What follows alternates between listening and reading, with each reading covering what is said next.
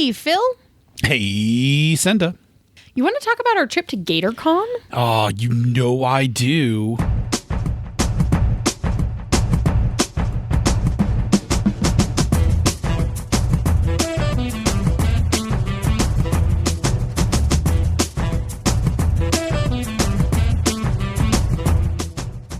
And welcome to Panda's Talking Games. I'm one of your hosts who traveled to Wisconsin this past week, Phil. And I am your other host who also traveled to Wisconsin this past week, Senda. Hey, we did. We did that. So we did hint about this last week when we did the grab bag, but now we're actually back. Right. Yes. So we went to GatorCon. Yes. I don't think it's officially called GatorCon because people are going to be like Googling like, I want to go to GatorCon. Right? This sounds cool. Yeah. And no, it's not an official thing. ... Yet. But what was it? So we flew out for Gator's 40th birthday, and we had a big old game day. It was a surprise party, and I think that we surprised him very effectively. Hopefully. Yeah, we keep saying Gator, but just in case people don't know, we're talking about Eric the Weregator, right? So Weregator on Twitter. Yes. Weregator, yeah. And in the Slack room. Yep, or absolutely. on the forums. And so we flew out. His fantabulous Nor had put together a whole big shindig for him, of which we were part. And we basically got to go out and do a bunch of fun stuff and then spend 12 hours in a really freaking cool nerd bar that has a party room that we had all to ourselves to just hang out and do board games and RPGs and stuff for 12 hours while they were available to provide us with food and drinks and whatever our little hearts could desire. Yeah, the festivities actually kicked off the day before. So Friday we sprung the surprise on Gator. Yeah, that was fun. And he didn't have a shirt on at the time. Right. That was slightly embarrassing for Gator, but pretty funny. So a number of us from the Misdirected Mark community actually came out for this, right? So you and I were there. Schmitty, PK Sullivan, Mike D, and Pretzel, Mike D's service dog. Yep. Who Pretzel just, oh my God, what a good dog. Well, everybody keeps saying that, but I'm just going to keep reiterating the thing that I keep saying in response. Of course he's a good dog. He's a working dog. If he wasn't that good, he would have been a badly trained working dog. No, I'm just saying that like it was really impressive. I've never seen a working dog before, and just like it was so impressive to see how well behaved, and even in like we're going to talk about some of the places we went. Everywhere he went, that dog was cool, as like chill and cool. He's a good dog. He's a good dog. That's just what I said. Who else? Who else? Oh, Eric Simon eventually showed up. Did we say not PK Eric Sullivan? I said PK Sullivan. Not Eric Farmer, because Eric Simon and Eric Farmer are actually the same person, because they've never been seen in the same room. Did you already say Schmitty? I did say Schmitty. Did I lose track of everybody that you said? Lost track of everybody I said. I was really focused on Pretzel there. Yeah, and then a whole bunch of other people came out because like Gator's gaming friends from like a whole bunch of different places like came out. So like it was basically like everybody there had like some tie to Gator.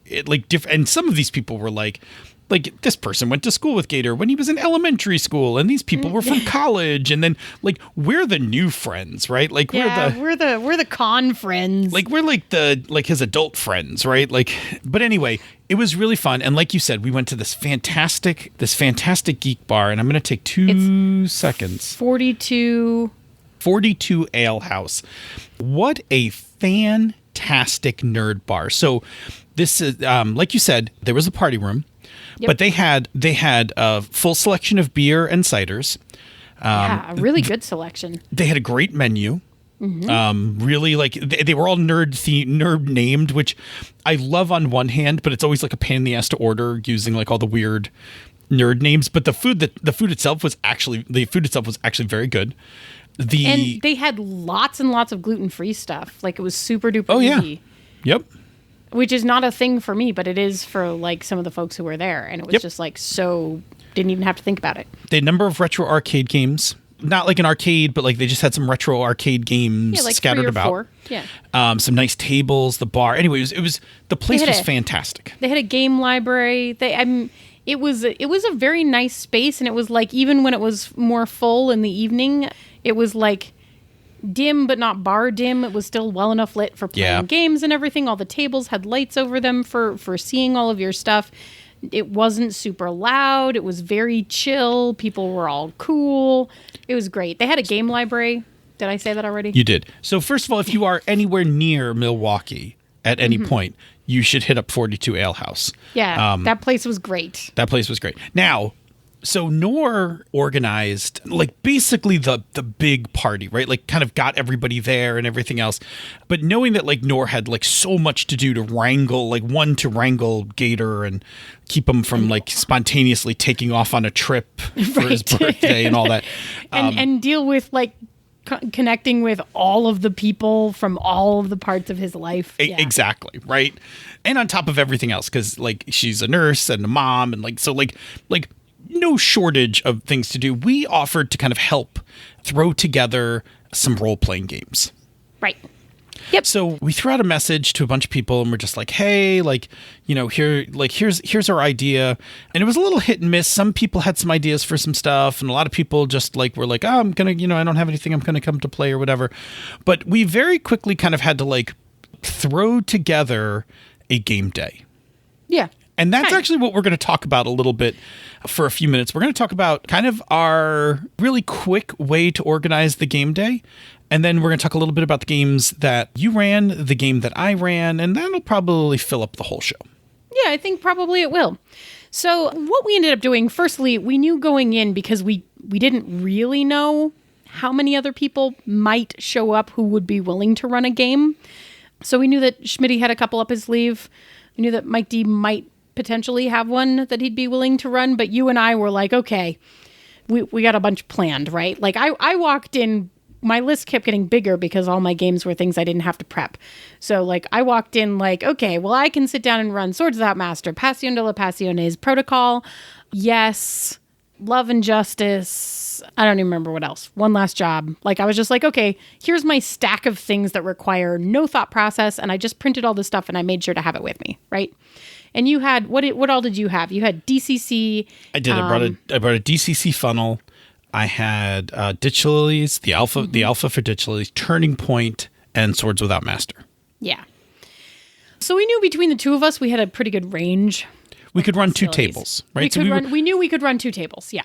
Right. So potentially we could scoop up 5. We could scoop up 10. We could scoop up about 10 people. Yeah.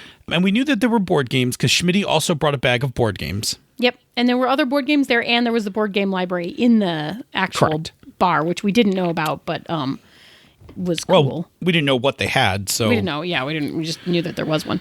And ultimately, I think Mike D brought two games worth 2 games, and then some other people had like some D&D 5e stuff as well. Oh, and somebody brought Monster of the Week. Yeah. Because everything was kind of getting thrown together, and we were communicating on like I think 3 different social media platforms, right? Yeah, like there was a Facebook event thing. There was a group in Twitter, right? And then a group in Slack. So we didn't do a very good job organizing everybody into a single group to talk about like bringing games or how many games we needed. We just kind of relied on the fact that you and I had a bunch of games, and we figured in a 12-hour day, we could pull off 2 sessions. Like we get 2 rounds of games. We could each run 2 sessions, which would be about 10 players total for 2 chunks of time. Yes.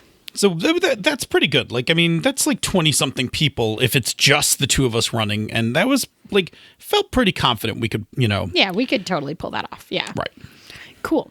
So we got there, but then we were like, cool, we have all of these different games. And we did kind of think about this in advance, right? Because what we were thinking was both of us can run multiple different games. And we should just run kind of whatever people want to play, right? Yeah. So we approached it in a very similar way to how I've experienced games on demand being run, except that with one key difference, which was just, hey, Eric, which game do you want to play? Obviously, we're running that one. Yeah, so what we did was we let Eric pick. Yeah, as the birthday boy. The birthday axe princess. Yes, as the birthday axe princess, we let Eric pick in each round which game he wanted to play, and then that one was fixed. Right. We're like, this one is getting played. Who's going to jump in on that? Correct. Right. And there weren't enough people that we had to do anything like a numbering system or a numerical system or anything like that. We basically just laid out all the games that we could do. And then we had people kind of just put their names. What did we lay them out on? Index cards. Yes. Cool. And then we had people, we just gave everybody a little piece of paper that had their name on it. And then they just put their name on the game that they were interested in playing. Right? Yes. And then we just kind of gathered all the names like, okay, so now, like, for example, in the first round, Gator was like, I want to play DCC. So a bunch of other people put their names on DCC with him, and we were like, cool, you have 5 players, you're done, you're full. You go set up. And then what ended up happening from there is that I just gathered the rest of the group, and, like, we looked at the games that I could run, and they were kind of like, we don't really have a preference. What do you want to do? So I ended up just kind of picking, and it worked out. But like we could have then just voted down into like, you know, what do we want to do? Yeah, but that worked out pretty well. And then we did it again for the second round, right? Yeah, for the second round, we did the exact same thing. Eric decided what game he wanted to play. And actually, I really wanted to play that game as well. So I didn't GM the second round, which we'll talk about in a minute. Yeah. And then you ran the second round. And then somebody ran, I think they were running 5e. 5e, yeah, they were running 5e at the other table. And what happened with that was, you know, like once the game was selected that I was running, we took all the other games that had my name on them off the table. Right? Yes. And then you were playing in that game, so I took all the games off the table that had your name on them. Correct. And then we left the cards that were not that. Yeah. So what do you think, in case this ever comes up again, because like we enjoyed this trip so much that we were kind of talking Nora and Gator into doing it again next year. Right. What do you to think? Milwaukee are cheap, y'all. Yeah, hotels in Milwaukee are cheap, y'all. Like, right? Milwaukee was inexpensive. Yeah. I was like, and apparently you can get all the cheese that you want. Oh my God, let's not talk about cheese. They'll have to wait for the outtakes for that part. There you go. So what do you think? What do you think worked well? I think the part that worked well is since we put it on index cards, it was really easy to do things like once everybody had chosen DCC to just take all the cards off that had your name on them, right? To remove all of those from the running, right? To just be like, awesome. So these games are gone and now we're picking from these games, like the remaining pile. And that is definitely also my take from games on demand, right? So like when you do games on demand, you know, like you put your games out and then the first person who picks a game, that's the game you're running. And then your other ones don't count anymore, right? Like, yeah, they're no longer an option. Yeah. Right. So yeah, so I actually thought that little improvised system for the size of people that were there worked just fine. Yeah. Right. Like it was low tech. It was easy to implement. We implemented it while we were there. Right. We sat down, ate lunch, and went, okay, so how should we do this? Right. So I actually think that went really well. And I dug that. Right. So I thought that was an easy way to do that. And of course, letting Eric pick first to pick the game that he wanted to play. Because of course, again, this whole thing was Eric's birthday. So we wanted to make sure that he got the gaming experiences that he wanted. Yeah. So I thought that went really well. Do you have anything else that you thought went really well? I mean, I thought the space was really good. The space was great. And they really worked with us in terms of adjusting it down a little bit from bar space. Because it was secondary bar space and it had music and it had TVs and stuff. And we ended up with the music off and the TV's off. Yeah. Because we're like, this is really distracting. We're playing role-playing games. Can we just get rid of it all? Yeah, and they did.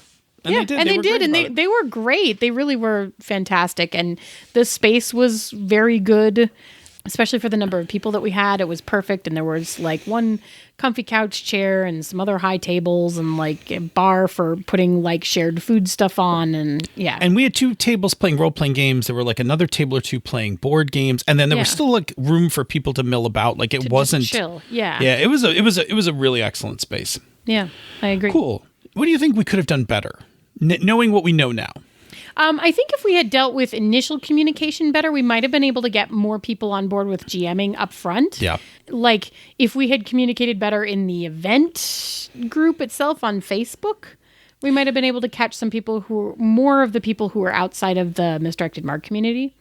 So, like, I guess the actual day worked out fine. I think we could maybe potentially do better getting people on board in advance. Yeah, I think so. Communicating part. plus, we did it kind of a little bit last minute, and some people who I think if they had known months in advance that they were, potentially going to run something might have also had some things prepped and things like that. But like we came up really quick, and some people were like, I can totally make it, but like I have no time right now to throw something together. And that was legit, exactly. right? Like it was short notice. And you and I pulled from our normal convention bucket of games, like things where we're like, we are totally already prepared to run all of these. Right. And I mean, I even dug back into things I haven't run for a while because I got bored. Right. But also like there's still things that I don't have to think about that hard to run. Exactly. Yeah. A lot of things we have kitted, right? Like, right. I have a whole kit for Turning Point and swords. I broke out my swords cheat sheet that I made. I broke out my one last job cheat sheets. Right. Like, it's fine. I think with a little more... I think if we had driven more people onto the Facebook platform, we could have done a better job of organizing it from there. Yeah. But we needed a central organization location. Yeah. Which we didn't really accomplish. And I think the other part that I realized once we were there, which was fine, was that like there were definitely people there who did not want to role play. Like they wanted to play board games. Yeah, which was also absolutely fine and worked out great because we couldn't have run enough role-playing games for all of the people there. Yeah, so even identifying that earlier, like, okay, hey, if you're into role-playing games, like... Raise your hand. Yeah, like raise your hand or whatever. We'll put you in this like little bucket or whatever. Yeah. So yeah, but all in all, it all went off really well. If we wind up doing it again or do something like this in the future, those are probably just a few things, like a little earlier communication and really a little more wrangling to kind of find out who's got what, who's comfortable running, and kind of figuring out, like, how many people do we really, like, how if we know that we have really working with here. Yeah, like if we know that if we've got like 20 something role players, then like we really only need 2 tables worth of GMs. No, if there were 20 role players, we'd need like 4 tables worth. 4 tables of GMs, right? Yeah. Okay. Anyway, cool. All right, so we're getting close. We're before we wrap up the episode, because I think that was actually really good, and I think if you're running a makeshift game day, it's a good model to use, right? I thought it was really easy. But I also wanted to just talk a little bit about the games you ran. Was there any cool GMing things or playing things that you kind of pulled from any of those? And then we'll end off with me talking about what I ran. Cool. So I ran 2 games, although one of them I really just facilitated. The first one that I did was Protocol, which is GM-less. So like I said, I facilitated, which was basically managing rules, interpreting the cards so that we knew the direction that we were going in, because the way that Protocol works is the card that you turn over dictates, you turn over two cards per scene. The first one dictates kind of it's the type of scene and like the mood of the scene, like the direction that you're pushing in. The second card dictates an adjective and a location, right? So I was doing that interpretation stuff, which is basically just facilitating, because other than that, the role functions exactly like being a player. But I'm just going to say, like, I don't know if I have any specific takeaways, but every time I've sat down and played a game of Protocol, it's always been awesome. And it's one of those games that once you have a feel for how it starts and how it goes, it's very easy to just do with literally no prep. Like, I think I had read through the scenario that I ended up running in about 10 minutes on the plane on the way there, just so that I kind of had a feel for what genre it was and how it might play. And that's really all I needed. And, that game kind of really does run itself. And it is a great system to just have a couple of scenarios in your back pocket. It's another one of those good, like, oh, somebody didn't come, let's just play something. It's a one shot. You don't have to think about it. And it's cool. That's my feeling about Protocol. So I guess that my takeaway from that was, hey, I still really like games that require extremely little prep and that you can play at the table with, whoever shows up and create intense moments. And Protocol is that. Right. So maybe one of the things you might want to say here is that it's a good game for your con bag. It's a fantastic game for your con bag. It's a fantastic game for your con bag. It's fantastic for game days. It's fantastic for the night that someone doesn't show up.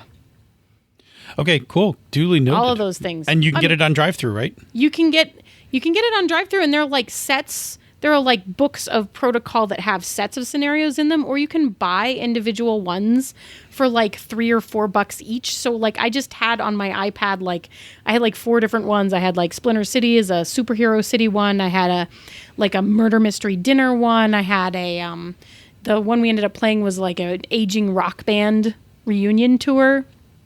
And the last one is like a noir, like detective sort of thing. And we just picked one and we went with it, right? Yep. So that's Protocol. I'm a fan. I've played a bunch of them and I really like it. And if you want to hear it being played, you can catch it on She's a Super Geek. We actually played a Halloween one that was the Scarecrow, which is pretty cool. Anyway, I do really enjoy that game. It hits all the buttons for me in terms of intensity and low prep and all of that stuff. So it's a good one. The second game that I ran was Pasión de las Pasiones. Oh. Which is so good. I got to play in this. So that was very awesome. So Pasión de las Pasiones is from Brandon Leon Gambetta. It is out right now as an ashcan from Magpie. I cannot wait to get my hands on the whole thing because it is so good. So good. So good. It's so good. So it's a Powered by the Apocalypse telenovela game, which means that it is high drama and high intrigue and high passion and all of those things. And it has fantastic mechanics for things like bursting into a room and pointing your finger at someone and saying, "You're lying." And then instead of, rolling to lie, you actually just roll to see if you're right, that they're lying, because everybody's lying all the time. Or wonderful flashback mechanics about making deals with people or like preparing stuff in advance, all kinds of things. It's great. I really like that game. Anyway, so that's also one that's very low prep for me. I haven't run it in a while. I've only actually run it a couple of times before.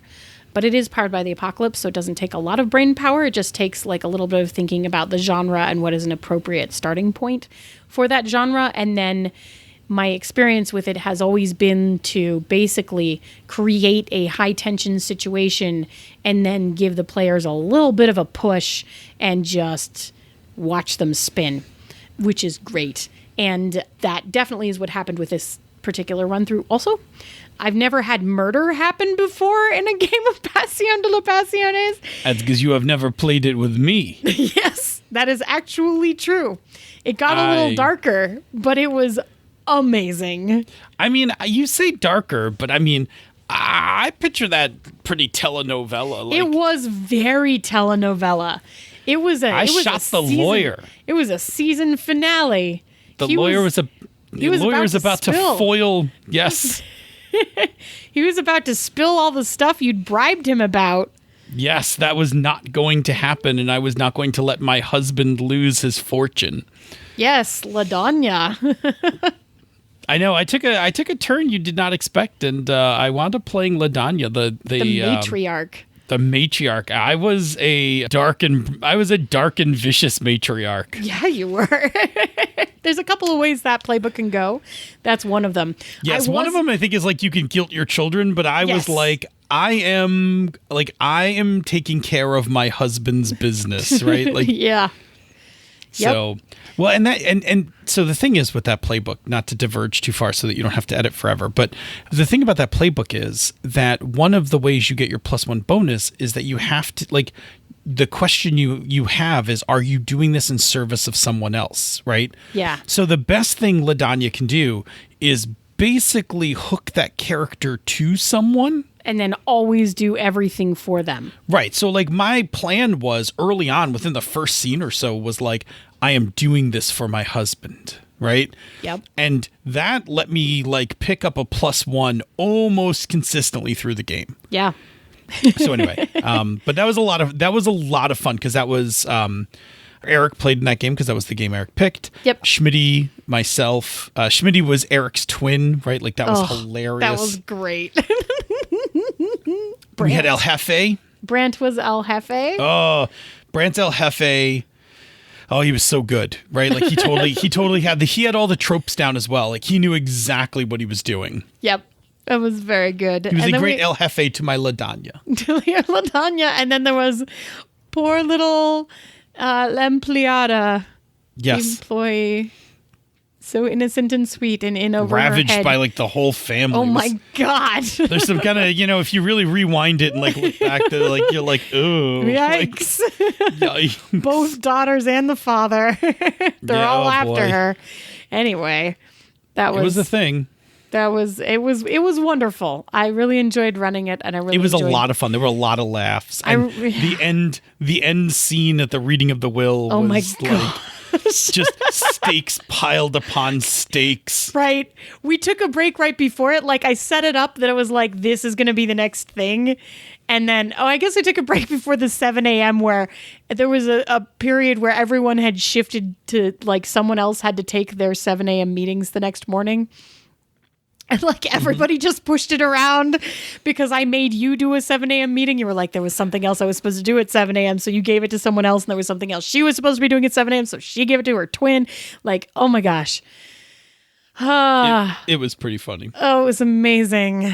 Yeah, that was delightful. That was very easy to run. I just basically stood there and gave it a push, which is how I really like to run games. I don't know if I have a takeaway again, other than like, I really enjoyed that style of play, especially for convention games and one-shots, because I don't like having to invest a ton of personal energy in making the game go. I like everybody kind of investing equally in the game and me as the GM being able to also invest equally in the game. But I don't like it when I have to single-handedly make the game happen, if that makes sense. Yeah, as in being solely responsible for driving the game. Yes.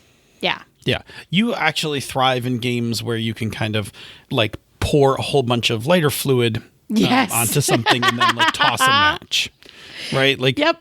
That's what I do. That's what I did. This game is really good at that because it makes you answer a bunch of questions that make that happen. But anyway, I should stop waxing poetic about Pasión de las Pasiones. It's amazing. Keep your eye out for it. And we should hear about yours really quickly because after all that talk about this being a short episode, it's not. Right. Spoilers. So I did the opposite of you, right? I ran a game that required me to actually do a bunch of driving. Yeah. So I ran DCC, so Dungeon Crawl Classics. And specifically, I ran an adventure from Purple Sorcerer Games called Neblin Penbrook's Perilous Pantry, which is about this little halfling who was digging a pantry in his house and busted through into a tunnel into a dungeon. Oops. And hijinks occur. Neblin goes missing, and the townsfolk, because again, this is a 0-level funnel, the townsfolk go looking for Neblin. So this was fun. I got to run this for Eric's college D&D group. Right. So Eric and his three friends who have played D&D since like Eric was 19, but had never actually all played in a game together because one of them has always been the GM. Right. So I was actually quite honored to get to run something for them. And they were plenty familiar with D20, which is at the core of DCC. So I didn't have to do a lot of rules explanation. But I did wind up having to teach a little DCC because DCC is kind of a different implementation of D20. But like I also did the thing where I was trying to be a good ambassador for the game because pretty early into it, they were kind of digging, like they dug the concept like, oh, we're going to play like these 0-level characters. We get 4 characters and we're going to get killed and stuff. Right. So, but then I was like explaining to them, like, so if you were playing this as a campaign, like the reason you do a funnel is because you wind up becoming more emotionally invested in these like little 0-level characters rather than if you just rolled it up from scratch. And like along the way, I kind of explained how some of the other mechanics worked and just kind of generally sold the game. And I think they really liked it. Like, I think they had a lot of fun with it. it was a lot of fun because it was at that table, besides Eric and his D&D friends, was PK Sullivan. Yeah. And PK, being a very smart player, picked up that Eric had a dwarf character and immediately his dwarf character was Eric's brother. So there was like some good role-playing stuff between the two brothers because Eric's character had a personality of 3, like 3 out of 18. Ouch. So he was like insufferable. And at the end, when PK's dwarf died and was like in the immortal halls of, the dwarven, afterlife, the rest of the dwarven afterlife was rooting that Eric's character would live just so that he wouldn't come to the hall for eternity. But yeah, it was good. We had a lot of fun. I did actually only ran 2/3 of the adventure. The adventure actually goes on for a bit, but there's like, and I did this when I was prepping the game, like I was reading through it and I prepped the entire adventure, but I also knew like if I needed to cut this thing short, like for a 3-hour session, this is the spot where you cut it. And to the game's credit, there's a page in the back of the game that's like, hey, if you're running short on time, here's some suggestions on how to cut the adventure down. So I used a little of that as well. But I also ended it early. Like there was like a second set of reveals. Like you find Neblin, right? Like that's I don't want to spoil the adventure, but you find Neblin 2/3 into the adventure. And then there's some other shit. And I just dropped the other shit. Finding Neblin was like good enough for these guys. Yeah. And it worked out well timing wise. One of the things I think we neglected to mention earlier is we also had that moment because it wasn't super planned out where like we just both leaned over and you're like, hey, like a bunch of new people just got here. Like how much longer is your game? So that we just like basically had an eye contact moment of like, how much longer do we want to play this before we wrap up so that different people can jump into different situations, right? Yep. And then we just kind of did that, right? Like we then, and we just kind of tied off both games. But it was definitely satisfying. Like it was like, I was able to actually close the story and it was good, right? Like they figured out what happened to Neblin and then dealt with it. And your game, had its epilogue of many, many deaths. And so many. And it was good. It's not my fault that my Schmitty and I's shared girlfriend in our poly triad had turned out to be a serial killer. It happens. The last takeaway I'll take from the DCC thing is that knowing that was a game that people don't really play, I made sure I had everything for it, right? So I had DCC dice. I had made, to speed things up, I had pre-generated 0-level characters. Like I had a whole stack of them. So people could just like randomly grab 4 characters. And then I had like extra ones in case we needed them. And I kind of like just took care of all of that stuff. I had my Purple Sorcerer app on my phone and I had my little printed book of tables. And so like I handled everything. Plus I had prepped the adventure. It's a published adventure. So I actually went through it and highlighted it in Goodreader because I like to do that. Like with my DCC adventures, I highlighted all the relevant sections so that I was fully prepared and like easily at a glance could find things in the text and things like that. Cool. Yeah, we should wrap up this show. And we should do that by you telling me about the Gnomecast. Yeah, on the Gnomecast, several gnomes from Gnomes 2 get together to talk about gaming topics and themselves in an effort to entertain you and avoid being thrown in the stew. Awesome. Say, Senda, we're going to do this very quickly. Where can people reach us on the internet? You can find us on Twitter at Pandas Talk Games. You can find us in the Misdirected Mark forums at forums.misdirectedmark.com, or you can drop us an email, panda@misdirectedmark.com. And Phil, once they find us in one of those places or write down that email, what can they do with that information? Please, please, please send us your topics. We love to do the show talking about the things that you want to know about. And the only way that we can do that is if you tell us what you want. If you tell us what you want, what you really, really want. Yes. If you do that, then we can make more shows. So please take all the places that Senda just mentioned and shout out to us. And you ask it, we'll make a show out of it. Yep. If you like what we do here elsewhere on the Misdirected Mark Network, please consider supporting our Patreon campaign. Patreon campaign is really what makes all of this possible, from the equipment to the hosting to all just everything that we need to keep making a network of podcasts. So please support the Patreon campaign. It helps out greatly. You can do that by going to patreon.com/MMP.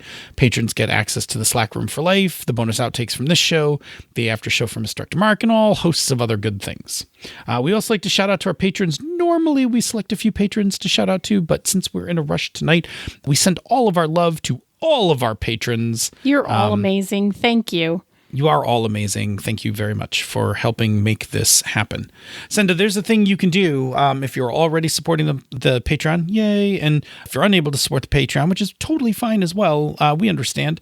But there's another thing you can do, and it's part of our new marketing strategy, which is basically predicated on the fact that if you listen to this show, you will love us. Here we go again. And then you'll just listen to more shows. Yep. So really the key is, how do we get more people to listen to the show, and what's the thing that people can do to help make that happen? Well, you can leave us a rating or review on Apple Podcasts or the podcatcher of your choice. If you leave us a review that's somewhere that not the US Apple Podcast Store, I would love it if you let us know via one of the methods that we talked about for reaching us earlier, because we can't possibly keep track of everything, and we really, really, really, really love reading reviews. And like, I was wandering through podcast sites like last week or the week before, and I found a couple that we hadn't seen yet, and I was super excited about them, even though they were like several months old.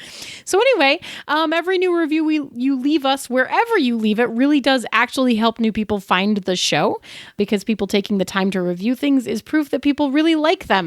So thank you very, very much to everyone who already has. We super duper appreciate it, and it makes us super happy. Yeah. It does indeed. Really happy. Anyway, say, Phil, show me how we are going to organize things for the next GatorCon 2021. 2021. Well, we're going to start a bit earlier, and it doesn't have to be a surprise party. Yeah, that should make it a lot That'll make easier. it a lot easier. Don't have to keep it under wraps. Show me what you got, eh? Show me what you got. Show me what you got, eh? Show me what you got. Show me what you got. Show me what you got. This show is a joint production of She's a Super Geek and Misdirected Mark Productions, the media arm of Encoded Designs. Show me what you got, eh? Show me what you got. Show me what you got, eh? Show me what you got. Show me what you got, eh? Show me what you got. Show me what you got. Bloop. Okay. Oh, like Pop Goes the Weasel. Pop goes the wanton of the wanton of the weasel. I see an empty pocket that needs a refill. Wow, you and I went very different directions with that. Are you familiar with that song?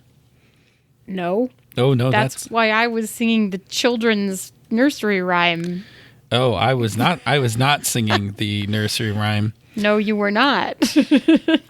I was singing Third Base Pop Goes the Weasel. Yeah, but from don't you remember, 1991. There's a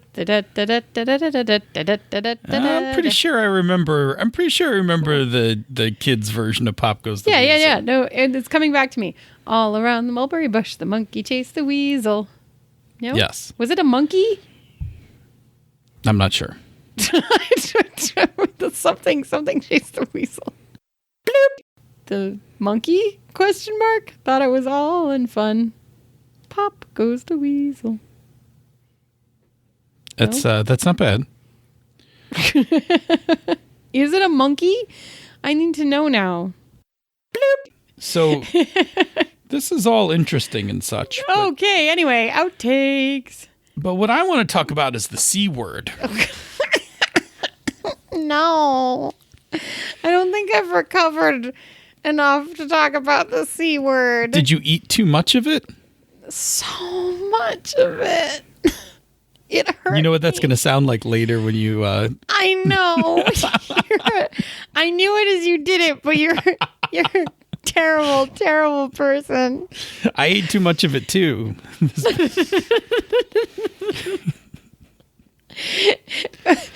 What are we talking about? It was just so creamy inside. Oh my God. It was hot. It was very hot and creamy, right? Here's where it falls apart, because the next adjective is and stretchy. I mean, kind of. What are we talking about as people are about to crash their cars? Cheese curds. Cheese in general, right? Fried cheese curds were specifically the issue at hand, but like I still couldn't even look a block of cheese in the face right now. So we were in Wisconsin. Yeah, we're going to talk about that in the actual show. Yeah, but that's happening later. People are going to... No, it's not. Oh, because people will have already heard it. First. You forget. Right. I edit this. Right. Nonlinear podcasting. Check. Yes. Okay. Check. Now, So- this is the part where we just jump straight in, and then later is the part where we introduce this And part where we then it jump will straight in. all make sense. Yes. So cheese curds. So I'm from Oh my Buffalo, God, right? Jeez. So see, I'm from Buffalo, and I am from a city that is like known for a pretty iconic like bad food, right? Like Buffalo chicken wings, as the rest of you refer to them, or as we just call them, wings, Yeah. is a pretty bad, like calorically not good. You fry them. You take chicken wings, you fry them, and then you toss them in a hot sauce and butter, And butter. Yeah. right? Mix. With some vinegar mix, right? And mixed in Yeah. there. And generally, like, pretty unhealthy food. And I thought for quite some time that we had the market cornered on unhealthy foods. Oh, no. But lo and You behold, hadn't been to Wisconsin.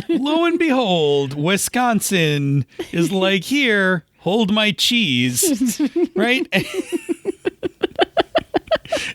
And we were introduced to fried cheese curds, Yeah. which in the beginning In the beginning were fun and delightful and delicious, right? Like these cheese curds are delightful.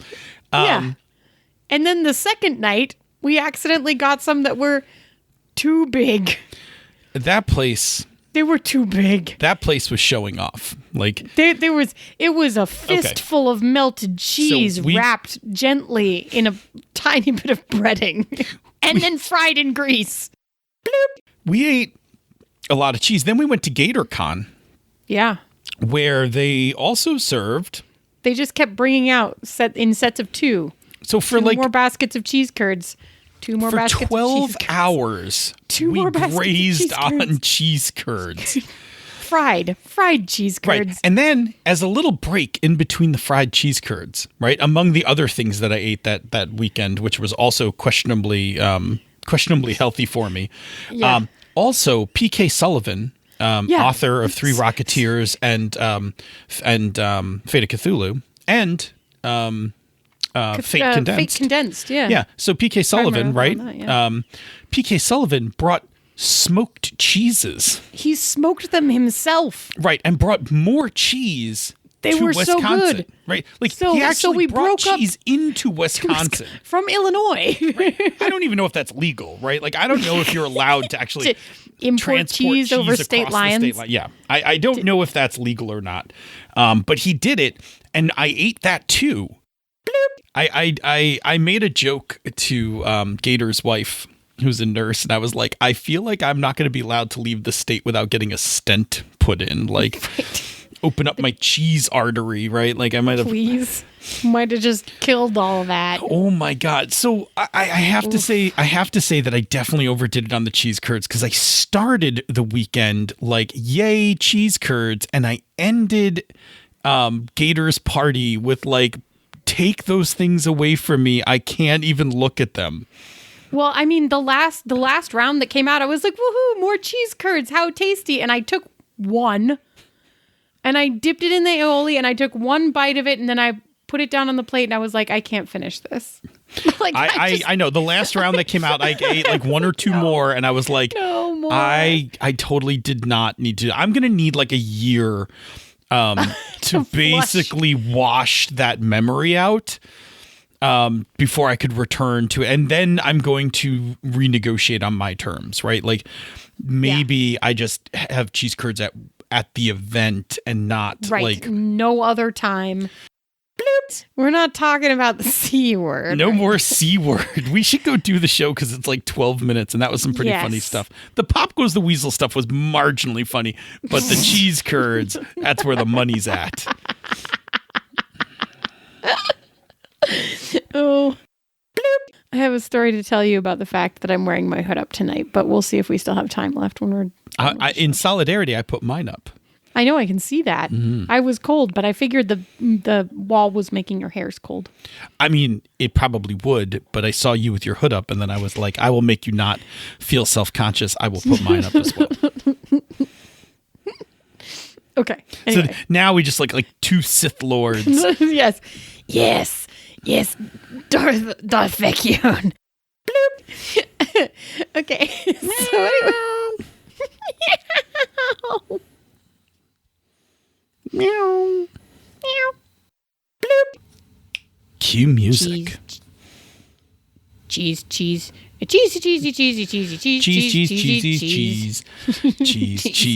I ate too much cheese when I was in Wisconsin. And welcome to Panda's Talking Games.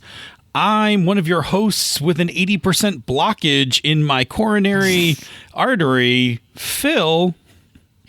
And I am your other host, Senda. What am I supposed to do with that? What's the opposite of that? I think you just also had an 80% blockage. Anyway, we can do a clean one. You ready? Yes. I guess the first one I facilitated. What was that noise? that was my wishy-washy wolf sound. Ow. Wishy-washy wolf. I didn't know it sounded like a wolf until you commented on it. It's like a children's book, The Wishy-Washy Wolf. I thought you wanted to finish this quickly. I did until The Wishy-Washy Wolf came out. Now I don't know if I want to end it early, or maybe I do. Who knows? I guess I'm just being all wishy-washy.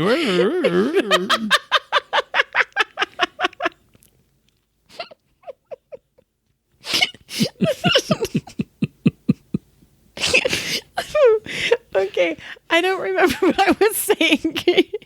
Bloop. Show me what you got. Show me what you got. Show me what you got. Cheese me with your cheese. We got to get out of here. Yep, we're ending now. Okay. Ready? Say goodbye. Bye. Bye. Stop. Stop.